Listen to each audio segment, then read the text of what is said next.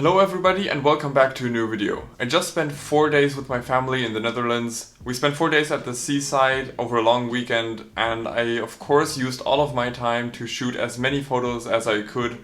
And of course I shot more than could fit on my tiny MacBook's SSD. If you've seen my last video, you know that 3 weeks ago I bought the Fuji X-T30 as a secondary digital camera. And for this trip I decided to just bring the Fuji X-T30 because I really wanted to put it through its paces, and I was especially excited to try more film simulation recipes. And as an additional bonus, it makes me feel like a giant because it's so tiny. For this trip I of course brought the Fuji X-C35mm f2, which is the only native Fuji lens that I have, but I also brought a Canon FD to Fuji X adapter and 3 Canon FD lenses. First of all, these would give me access to a lot more focal ranges. I didn't want to limit myself to just a single 35mm lens in an environment that favors higher focal lengths. Secondly, I also wanted to see whether using vintage lenses would further improve the analog look that the film simulations can provide. The first one I brought is the Canon FD 50mm f1.4. I knew this was a very nice lens because I had already used it on my Canon AE1.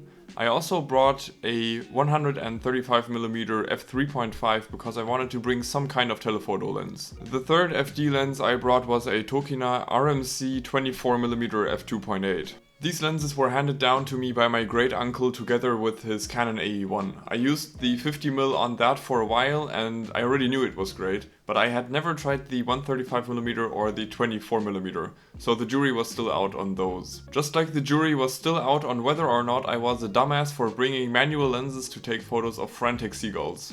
We had 3 full days in the Netherlands and I decided to shoot a different film simulation recipe from FujiXWeekly every single day. On the first day I gave the Superior 800 recipe a try. I've been wanting to try this recipe for 2 weeks or so already, but I hadn't found a situation yet where I thought it would fit.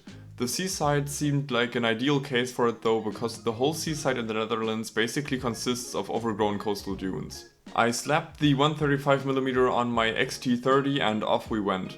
Walking along the beach there were a bunch of compositions, especially seagulls flying above the dunes made for some really good compositions. I might have 1 or 2 or maybe a few hundred more of these kinds of shots. I also really liked these trash cans that were placed about every 50 meters or so at the beach. Such a simple and effective way to keeping beaches clean, but I especially liked them because their bright yellow made them great subjects. We stopped at a restaurant on the beach after fighting the wind for about an hour, which had a great interior. At this point I changed to the 50mm f1.4. I really enjoy these shots because the teal paint is represented really well by the Superior 800 simulation. After lunch we walked back along the beach and I took some more shots with the 50mm f1.4. When looking at these images afterward, I realized that this film simulation had one big problem, at least in this situation. The sand just looks bleak and boring. I knew I had to try a film simulation with warmer tones the next day to highlight the sand more. After a night's sleep on an aggressively mediocre couch, I woke up and I searched for a film simulation recipe in the FujiXWeekly app that I could use for the day. After searching for a while, I stumbled upon the Kodachrome 2 simulation.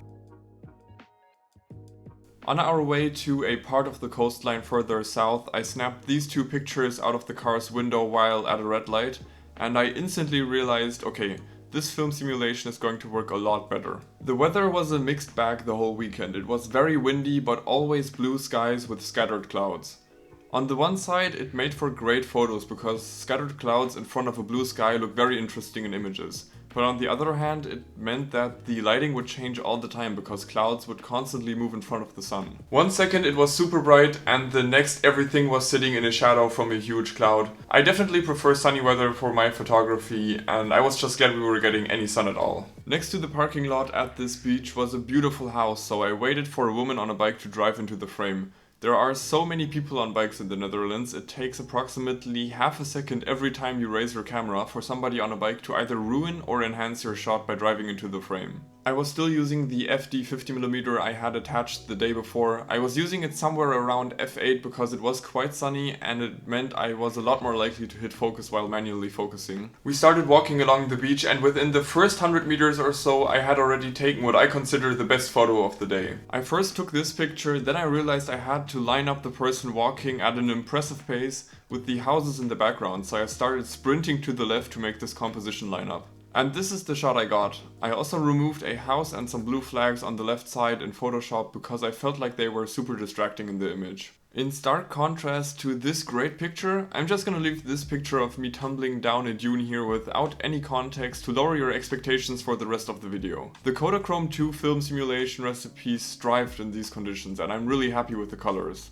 There were plenty of birds again above the dunes and for some reason they just kept flying into the frame perfectly. The plethora of kites in the air from kitesurfers also made for some really nice images.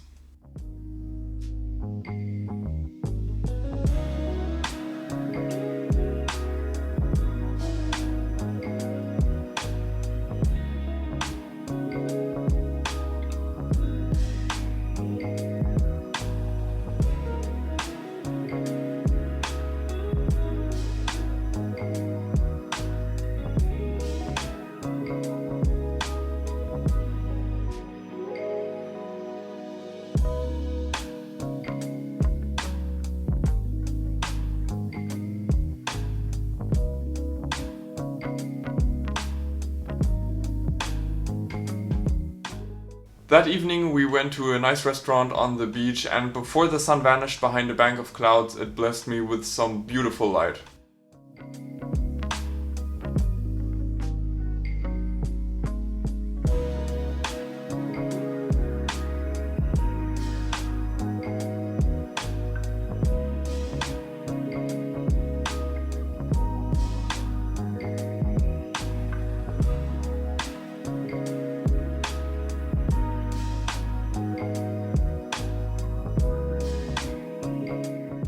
I especially like this shot of two gentlemen having drinks at the table next to the window. I took this with the XC 35mm and a DIY Pro Mist filter, giving that bloom effect from the window. This is definitely one of my favorite shots from the trip. After filling my organs to the brim with hummus and falafel, I embarked on a new quest of getting some blue hour shots of a nearby lighthouse. This proved to be quite the challenge because the 135mm could only go down to f3.5 and on this APS-C sensor it has an equivalent focal length of about 200mm. Getting usable images at 200mm handheld without a stabilized sensor or lens is something you need to do at 1/250th of a second or 1/125th at least, so ISO 6400 it was. To my surprise, the images turned out well. The Kodachrome simulation really delivered all day and this was no exception. Additionally, the X-T30 does a great job of turning noise at higher ISOs into grain. After another great night's sleep on a couch that was way too short for me, I began the search for a new film simulation recipe that I could use for the day. I really enjoyed the Kodachrome 2 simulation and I was searching for something that had similarly warm tones, but I also wanted something that maybe had a bit more punchiness to it. So I landed on the Kodacolor VR simulation that I found after scrolling for a few minutes, and that definitely fit the bill. We drove to a different part of the coastline further north this time, and I finally decided to give the Tokina 24mm lens a try. I'm not exactly sure what it is, but I really like the look that this lens gives. Maybe it's because it's softer in the edges than butter you accidentally left out in the sun, but this lens's optical imperfections give it a great analog look. But even though I like the look, a huge vast beach just isn't the place for a 24mm lens. I enjoy shooting tight lenses a lot more in those situations, and that's why I switched back to the 135mm. The problem is I can't seem to change the aperture on that with this adapter, and I'm locked at f3.5 and that lets in a lot of light then. The problem is that the dynamic range setting on this film simulation is set to 400% and that raises the base ISO to 640, which also lets in a lot of light. It was super bright when the sun wasn't behind a cloud, so I was constantly shooting with the electronic shutter at 1/10,000th of a second or even higher. I was immediately really pleased with the Kodacolor VR recipe though. I especially love the lush greens it produces. At this part of the beach there was a trail through the dunes you could walk and it made for some great photos.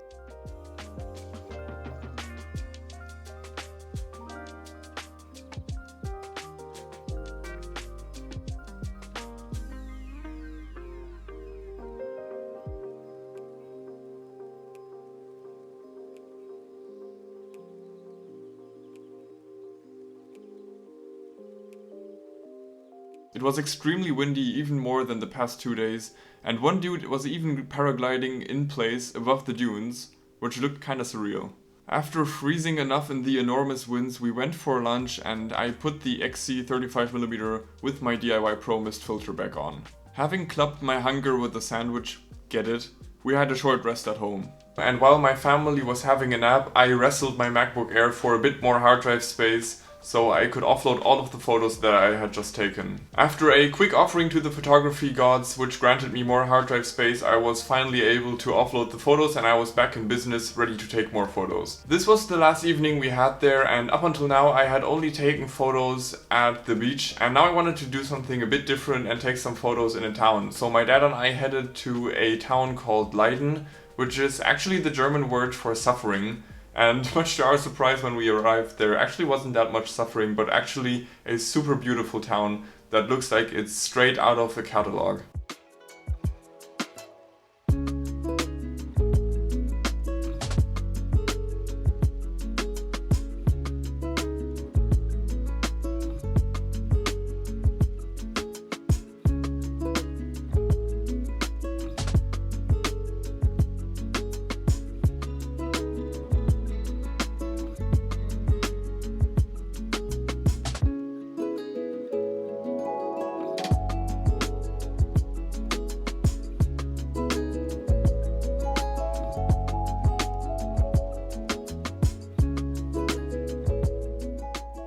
The lighting was changing a lot because, as with this whole trip, the sun would constantly disappear and reappear again behind clouds, so I would sometimes wait for the sun to come back out so I can take a photo that I wanted. The canals and the beautiful colorful houses in this town and some warm sunlight worked perfectly with the Kodacolor VR recipe. Also, there were birds everywhere, and again, they had the tendency to perfectly fill in the negative spaces in my shots. I don't know if I'm some sort of Disney princess, but birds just seem to naturally position themselves whenever I wanted to take a photo. But maybe my gaming reflexes just really paid off for something useful finally. This town looks so typically Dutch, it looks like it's a Disney World representation of what Americans would think the Netherlands look like. And they would be completely right. After walking some more, there was even a huge windmill, but at this point the weather started to turn and we decided to head back. And that's it. We drove back the next morning listening to Dutch radio the whole time, and that concluded our trip to the Netherlands. I hope you enjoyed this video. I know it probably won't perform as well on my channel because photography content usually doesn't, but I wanted to do it anyways because it was fun. So if you enjoyed this video, I first of all want to thank you for watching this far. That really means a lot to me, and if you enjoyed this video, it would be really nice if you could leave a like or even share it with a friend, because that helps me a lot. Also, you can follow me on Instagram at FUTC.photography to see more pictures from this trip and from other trips. And yeah, that's basically it. See you in the next video. Bye bye.